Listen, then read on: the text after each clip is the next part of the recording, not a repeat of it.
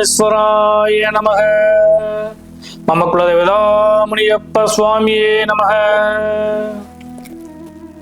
பேரன்பு மிக்க குக்கு பக்தி media channel நேயர்களுக்கு ஜோதிடர் முத்துசாமியின் இனிய அன்பு வணக்கங்கள்.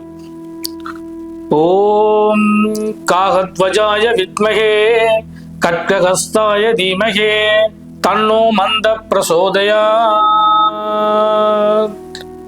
நீலாஞ்சன சமாபாசம் ரவிபுத்திர யமாக்ரஜம் சாயா மார்த்தாண்ட சம்பூதம் தம் நமாமி சனீஸ்வரம். ஓம் சனீஸ்வராய நமக.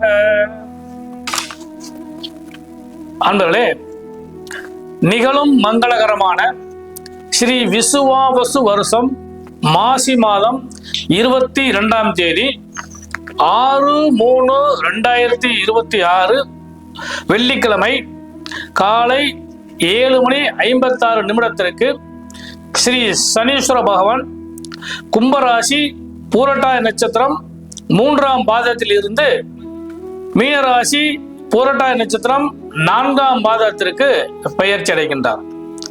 அதனை முன்னிட்டு உங்களுக்கு இந்த ராசிக்குரிய பலன்களை எடுத்துக் கூறுகின்றேன்.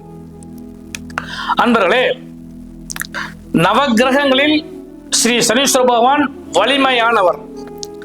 அவர் ஒரு ராசியில் 2.5 ஆண்டு காலகட்டங்கள் பயணிப்பார். மகரம் கும்பம் ஆகிய 2 ராசிகளும் அவருடைய வீடுகளாகும். துலா ராசியில் உச்சமடைவார், மேச ராசியில் நீசமடைவார். ரிஷபம் மிதுனம் கன்னி நட்பு வீடுகளாகவும், விருச்சிகம் தனுசு மீனம் ஆகிய ராசிகள் சம ராசிகளாகவும், கடகம் சிம்மம் ஆகிய ராசிகள் பகை ராசிகளாகவும் சனீஸ்வர பகவானுக்கு இருக்கின்றது. பொதுவாக 12 ராசிகளிலே கிட்டத்தட்ட 8 ராசிகள் அவருடைய கண்ட்ரோல்ல எப்பயுமே இருக்கும். ஏன்னு கேட்டீங்கன்னா, அவர் ஜென்மச்சனி, அர்த்தாசம சனி, கண்டச்சனி, அஷ்டமச்சனி, குடும்பச்சனி, விரயச்சனி அப்படின்னு சொல்லக்கூடிய 6 ராசிகளையும் அவருடைய பார்வையின் மூலமாக அவருக்கு 3, 7, 10 அப்படிங்கிற பார்வை, 7ஆம் இடங்கிறது கண்டச்சனியா வந்தனால 3, 10 ஆகிய பார்வைகள் மூலமாக 8 ராசிகளை அவர் எப்பயுமே கண்ட்ரோல்ல வச்சே இருப்பார். இந்த சனீஸ்வர பகவான் சூரிய பகவானுக்கும் சாயாதேவிக்கும் மகனாக பிறந்தவர். சிவனிடம் ஈஸ்வரம் பட்டம் பெற்று சனீஸ்வர பகவானாக மாறினார். ஸ்ரீ விநாயகரையும் ஆஞ்சநேயரையும் தவிர மற்ற அனைவரையும் தேவர்கள், யட்சர்கள், கிங்கணர்கள், ராட்சசர்கள் மற்றும் மனிதர்கள் ஆகிய எல்லாரையுமே அவரவருக்குரிய காலகட்டங்கள்ல பீடித்து பிறகு நல்ல சுப பலன்களையும் அவர் தந்தருளினார்.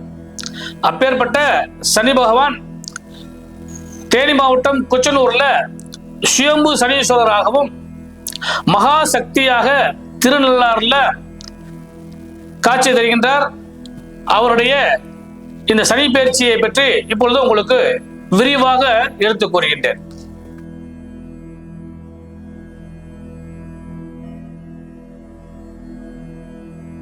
மென்மையான குணமும் அதி புத்திசாலித்தனமும், எவரையும் நுணுகி ஆராய்ந்து அவரின் மனத்திறனை அறியக்கூடிய வல்லமையும் கொண்ட கடின உழைப்பாளியாகிய கன்னிராசி என்பதே உங்களுக்கு இந்த சனி பயிற்சினால் கிடைக்கக்கூடிய பலன்களை முதல்ல எடுத்து சொல்றேன்.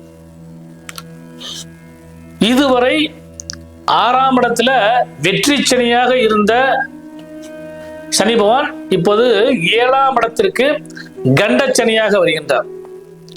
அப்ப இந்த கண்டச்சனி பார்த்தீங்கன்னா முதல்ல உங்களுக்கு தேவையற்ற உடல் சம்பந்தப்பட்ட மனம் சம்பந்தப்பட்ட பிரச்சனையை கொடுக்கும். அந்த பிரச்சனையில் இருந்து விடுபட வேண்டும் என்றால் முதல்ல உங்களுடைய உடலையும் மனதையும் நிதானமான போக்கில் வச்சுக்கிட்டீங்கன்னா அதுவே உங்களுக்கு வெற்றியை கொடுக்கறதுக்கு வாய்ப்பு உண்டு. ஒண்ணு. அடுத்து பாத்தீங்கன்னா அவருடைய பார்வைக்குரிய பலன்கள், அது ரொம்ப முக்கியமான விஷயம். அந்த பார்வையை பொறுத்தளவு பார்த்தீங்கன்னா அவர் 3ஆம் பார்வையாக உங்கள் ராசிக்கு பாக்கியஸ்தானம் சொல்லக்கூடிய ரிஷப ராசியை பார்க்கிறார். அதனால எவ்வளவு பிரச்சனைகள் வந்தாலும் சரி, கண்டச்சனியால பிரச்சனை ஏற்பட போறதுங்கிறது உறுதிதான். அவ்வளவு பிரச்சனைகள் ஏற்பட்டாலும் பாக்கியத்தை பார்க்கிற காரணத்தினால தெய்வ பலத்தாலும் உங்களுடைய முன்னோருடைய ஆசீர்வாதத்தினாலும் உங்களுடைய புத்தி கூர்மையினாலும் முயற்சியினாலும் நீங்கள் வெற்றியடைய இருக்கிற வாய்ப்பு நிச்சயமாக உண்டு. அதனால அந்த பார்வைக்கு ஒரு பலன் உண்டு. அடுத்து அவருடைய 10ஆம் பார்வையாக உங்கள் ராசிக்கு 4ஆம் இடத்தை பார்க்கிறார். 4ஆம் இடம்ங்கிறது எப்பவுமே வீடு, வண்டி, வாகன யோகம், சொத்து சம்பந்தப்பட்ட பிரச்சனைகள், இது எல்லாமே இந்த காலகட்டங்கள்ல ஒரு லைட்டா சேக்காகிற மாதிரி வாய்ப்பு உண்டு. சேக்காகிரமா சொன்னீங்கன்னா சிறு சிறு பிரச்சனைகளை சந்திக்கிற வாய்ப்பு உண்டு. அதாவது வீட்டுல எல்லாம் சிறு சிறு லோன் போட்டு வாங்குறதுக்கு வாய்ப்பு உண்டு. ஒரு நகைகள் எதுவும் வச்சிருந்தீங்கன்னா அதெல்லாம் கொண்டு அடமானம் வைக்கிறதுக்கு வாய்ப்பு உண்டு. இந்த மாதிரி ஏற்படுத்தி கொடுக்கறதுக்கு வாய்ப்பு உண்டு. உடல் சம்பந்தப்பட்ட விஷயங்கள்ல கொஞ்சம் கவனமா இருக்கணுங்கிற மாதிரி அவர் ஏற்படுத்தி கொடுப்பார். 4ஆம் இடம்ங்கிறது மனசு. இந்த மனசை நம்ம முதல்ல சொன்ன மாதிரி மனசை கொஞ்சம் ஆசிலேஷன் பண்ணி காட்டுவாரு. ஆனா நிதானமான போக்கை கடைபிடிச்சீங்கன்னா இந்த 2.5 ஆண்டு காலகட்டங்களும் உங்களுக்கு நல்ல பலன் நிச்சயமாக கிடைக்கும். ஒண்ணும் இந்த கன்னி ராசியில பொது பலன்கள் சொல்லி பார்க்கிறப்ப சனி பகவான் தொழில்காரகன், அவர் பிரச்சனையை கொடுக்கறதுக்கான வாய்ப்பு உண்டுங்கிறது உறுதிதான். ஆனா லாபம் என்னன்னு கேட்டீங்கன்னா எப்பயுமே சனி பார்த்தால் ஒரு பெரிய லாபமே சனி தொழில்காரகன், கர்மகாரகன், ஜீவனகாரகன். தொழில் சக்க போடு போடும். நண்பர்கள், உறவினர்கள், கூட்டாளிகள் இவர்களால் உங்களுக்கு அதிகமான லாபங்கள் கிடைச்சு தொழில் ரீதியாக பெரிய அளவு முன்னேற்றத்தை நோக்கி போறதுக்கான வாய்ப்பு உண்டு. அதனால புதுசா தொழில் ஆரம்பிக்கவும் நினைக்கிறவங்களும் சரி, அல்லது இருக்க தொழிலை அபிவிருத்தி செய்யறவங்களும் சரி, இப்ப பெரும்பாலும் ஜோசியர்கள் சில நான் சொல்ல கருத்துக்கு மாறுபட்ட கருத்தை கூட சொல்றதுக்கான வாய்ப்பு உண்டு. ஆனால் தொழில் ரீதியாக இந்த 2.5 ஆண்டு காலகட்டமும் நிச்சயமாக புது தொழில் செய்யற வாய்ப்பு இருந்தாலும் தைரியமா நீங்க செய்யுங்க, பயப்பட வேண்டாம். தைரியமா நீங்க செய்யுங்க. அது உங்களுக்கு சக்சஸ் ஆகிறதுக்கான வாய்ப்பு நிச்சயமாக கிடைக்கும். நிதானமான போக்கை கடைபிடிச்சு செஞ்சீங்கன்னா வெற்றி நிச்சயமாக உங்களுக்கு கைகூடும். அதுல மாற்றமே இல்லை. ஒரு விஷயம். அடுத்து பாத்தீங்கன்னா இந்த சனி ஆயுள்காரகன் சொன்னா உடல் சார்ந்த விஷயங்களில் தயவு செய்து கவனமாக இருந்த தேவையற்ற உணவுகளையோ அல்லது தேவையற்ற பயணங்களையோ அலைச்சலான விஷயங்கள் இது எல்லாத்தையும் தவிர்த்து விடுங்கள். அது ரொம்ப ரொம்ப நல்லது. பொருளாதார ரீதியா உங்களுக்கு லாபங்கள் கிடைக்கிறதுக்கான வாய்ப்பு உண்டு. அதே நேரத்தை பொறுத்தளவு பாத்தீங்கன்னா இந்த வராக்கடன், சொத்து சம்பந்தப்பட்ட விஷயங்கள் இதெல்லாம் சில பிரச்சனை ஏற்படுறதுக்கான வாய்ப்பு உண்டு. இந்த கோர்ட்டு கேஸ், வில்லங்க வியாக்கியானங்கள் இதெல்லாம் போய் மாட்டிக்கிறதுக்கான வாய்ப்புகள் உண்டு. அதனால அதுல எல்லாம் கொஞ்சம் கவனமா இருந்தீங்கனாலே ஜெயிக்கிறதுக்கான வாய்ப்பு உண்டு. அடுத்து மாணவர்களுக்கு நிறைய படிப்பீங்க. இந்த 2.5 வருஷ காலகட்டமும் நிறைய படிப்பீங்க.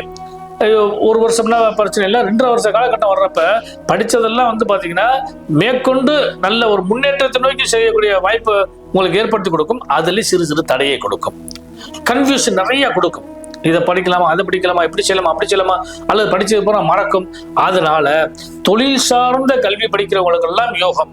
இந்த 10th +2 காலேஜ் லெவலில் போறவங்க இவங்களுக்கெல்லாம் பார்த்தீங்கன்னா சிறு சிறு தடையை ஏற்படுத்தி கொடுக்கறதுக்கு வாய்ப்பு உண்டு.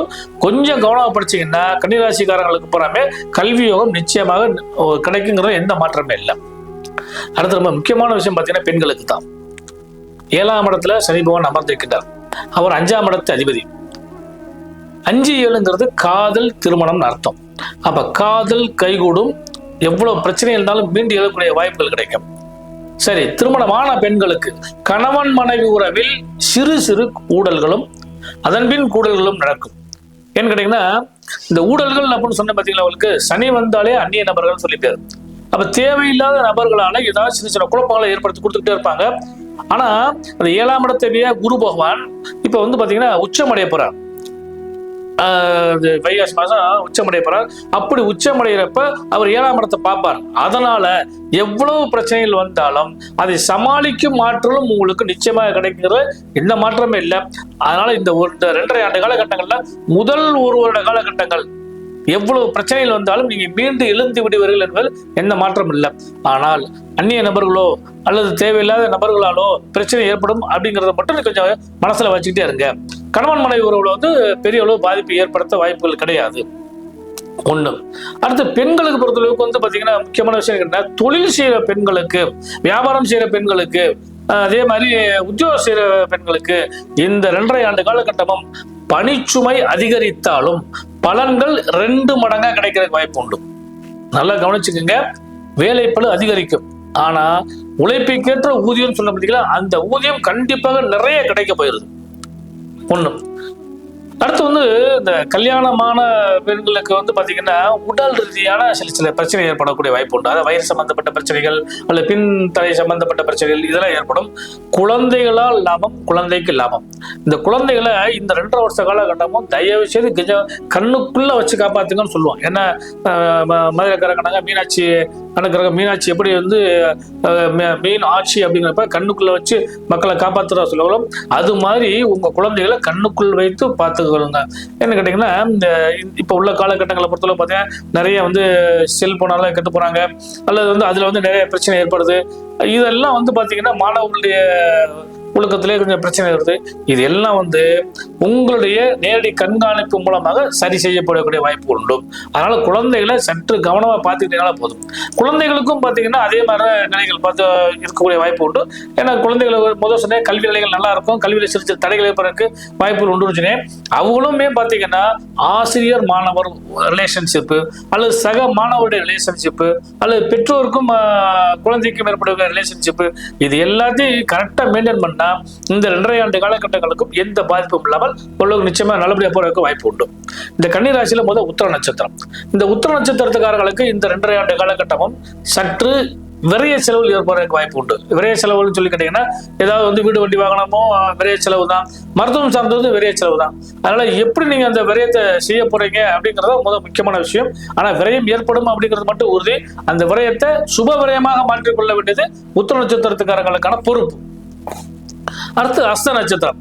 அஸ்த நட்சத்திரத்துக்காரர்களுக்கு உண்மையிலே இந்த வருஷம் லாபம் லாபம் லாபம் தான். 2.5 ஆண்டு காலகட்டங்களுக்கும் லாபத்துல வந்து உங்களுக்கு எந்த அளவு சொல்லுமோ அந்த அளவுக்கு லாபத்தை அடைவிக்கிறீங்க. எவ்வளவுதான் கண்டச்செடி ஓடினாலும் எவ்வளவுதான் பிரச்சனைகள் கொடுத்தாலுமே தொழில் ரீதியாக, மன ரீதியாக, பண ரீதியாக நிறைய லாபத்தை சம்பாதிக்க போறாங்க. அதனால இந்த கண்டச்செடி உங்களை பெரிய அளவு பாதிக்கிறதுக்கான வாய்ப்பு குறைவு அப்படின்னு தான் சொல்ல முடியும். அந்த அளவுக்கு உங்களுக்கு லாபங்கள் கிடைக்கிறதுக்கு வாய்ப்பு நிச்சயமாக உண்டு. அடுத்து பாத்தீங்கன்னா மிக முக்கியமான விஷயம் அதுதான்.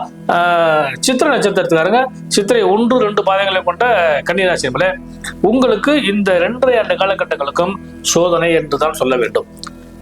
என்ன சோதனைன்னா முதல் விஷயமே உடல் ரீதியாக தான், பண ரீதியாக வரும், மன ரீதியாக வரும். கல்யாணம் ஆனவங்களா இருந்தா கணவன் மனைவி இவர் மூலமா ஏற்படுறதுக்கு வாய்ப்பு உண்டு. குழந்தைகளாலும் ஏற்படும். அதனால சில சமயங்களும் பார்த்தீங்கன்னா இந்த ஆப்ரேஷன் பொருளுக்கு கிடைக்கும், அல்லது கடனால சில பிரச்சனை ஏற்படுறதுக்கு வாய்ப்பு உண்டு. ஏன்னா கண்ணச்செடி அந்த அளவுக்கு கொஞ்சம் பாடப்படுத்துறதுக்கு வாய்ப்பு உண்டு. அதனால இந்த சித்திரை நட்சத்திரத்துல 1, 2 பாதத்துல இருக்கவங்க மட்டும் ரொம்ப ரொம்ப ரொம்ப ரொம்ப நிதானமா போங்க. அந்த நிதானம் மட்டும்தான் உங்களுக்கு கை கொடுத்து உதவுக்கான வாய்ப்பு உண்டு. உங்களுடைய புத்திசாலித்தனத்தின் மூலமாக நீங்க அதெல்லாம் ஜெயிக்கிறதுக்கான வாய்ப்பை பாட்டுங்க. அப்ப இந்த சனீஸ்வர பகவானால் இவ்வளவு பிரச்சனை ஏற்படுதுன்னா சனீஸ்வர பகவானை வழிபாடு பண்ணணும் இல்லையா? அப்ப எங்க போய் வழிபாடு பண்றது அப்படின்னு பார்க்கறதோட முதல்ல உங்க ராசிலேயே வந்து பாத்தீங்கன்னா தெய்வம் இருக்கு. என்ன தெய்வம்னா எந்த கன்னிராசி என்பதாக இருந்தாலும் சரி அவரவர் இல்லத்து பெண் தெய்வங்கள் இருக்கும். மாரியம்மா, காளியம்மா, அங்காளம்மா, பரமேஸ்வரி அம்மா எல்லாம் நிறைய பெண் தெய்வங்கள் இருக்கும். வீட்டு தெய்வம்னு சொல்லி சிலவங்களுக்கு பாத்தீங்கன்னா வீட்டு பெண் தெய்வங்கள் இருக்கும். இறந்த முன்னோர்கள், இறந்த பெண்களை வச்சு வழிபாடு பண்ணுவாங்க. சப்தகன்னி மாதாக்களை வழிபாடு பண்ணுங்க. அந்த பெண் தெய்வங்களை முதல் வழிபாடு பண்ணுங்க. அந்த பெண் தெய்வங்கள் ஆசீர்வாதம் உங்களுக்கு இந்த 2.5 ஆண்டு காலகட்டமும் பரிபூர்ணமாக கிடைக்க போகிறது. இதுவரை வழிபாடு பண்ணாம இருந்தாலும் சரி அல்லது வழிபாட்டுல மறந்து இருந்தாலும் சரி இந்த 2.5 ஆண்டு காலகட்டங்களுக்கும் நீங்க தயவு செய்து பெண் தெய்வங்களை வழிபாடு பண்ணுங்க. அவங்களுடைய ஆசீர்வாதம் உங்களுக்கு பரிபூர்ணமாக கிடைக்க போறது. அதே மாதிரி பெண்களுக்குமே இந்த 2.5 ஆண்டு காலகட்டமும் சற்று நிதானமாக போங்க. தேவையில்லாத ஏமாற்றம் அடையக்கூடிய வாய்ப்பு அல்லது தேவையில்லாத மனக்குழப்பங்கள் அடையக்கூடிய வாய்ப்பு உண்டு. இதெல்லாம் சரி பண்ணிக்கங்க. எல்லாம் உள்ள சனீஸ்வரனுடைய ஆசீர்வாதம் உங்களுக்கு பரிபூர்ணமாக கிடைப்பதற்கு ஜோதிடரின் இனிய நல்வாழ்த்துக்கள்.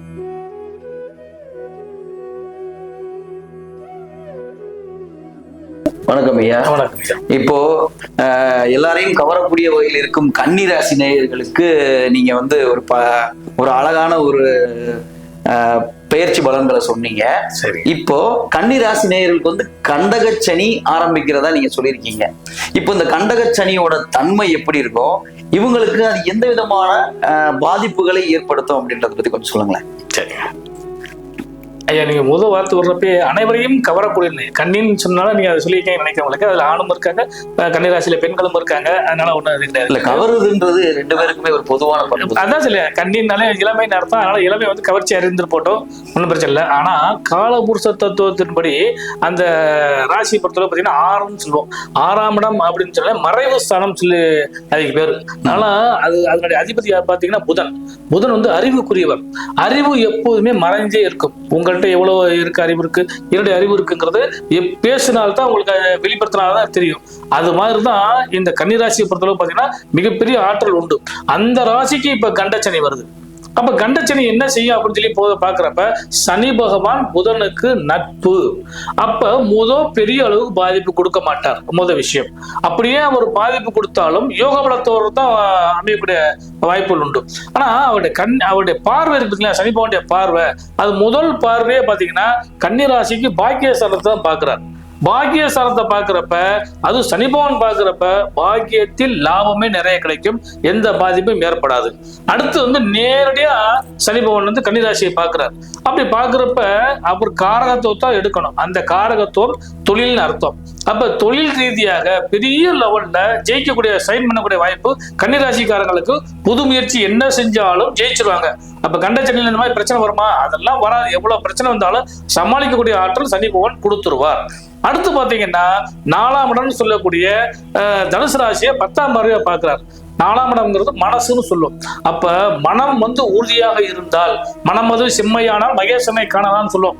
அது வந்து ஜோதிடத்தில் சொல்லக்கூடிய பலமுறை அந்த மனசு வந்து கன்னிராசிக்காரர்களுக்கு ஸ்திரமாக இருந்தால் கண்டச்சனினாலும் சரி 7.5 சனினாலும் சரி அவர்களை ஒன்றும் செய்யாது. என்ன செய்தாலும் அவர்கள் தப்பித்து விடுவார்கள். மிக்க நன்றிங்கய்யா. கன்னிராசியை பத்தி ஒரு அருமையான அவங்களுக்கு வர்ற பிரச்சனைகள் வந்து எப்படி விடுபடலான்ற மாதிரி சொன்னீங்க. மிக்க நன்றி. நன்றிங்க.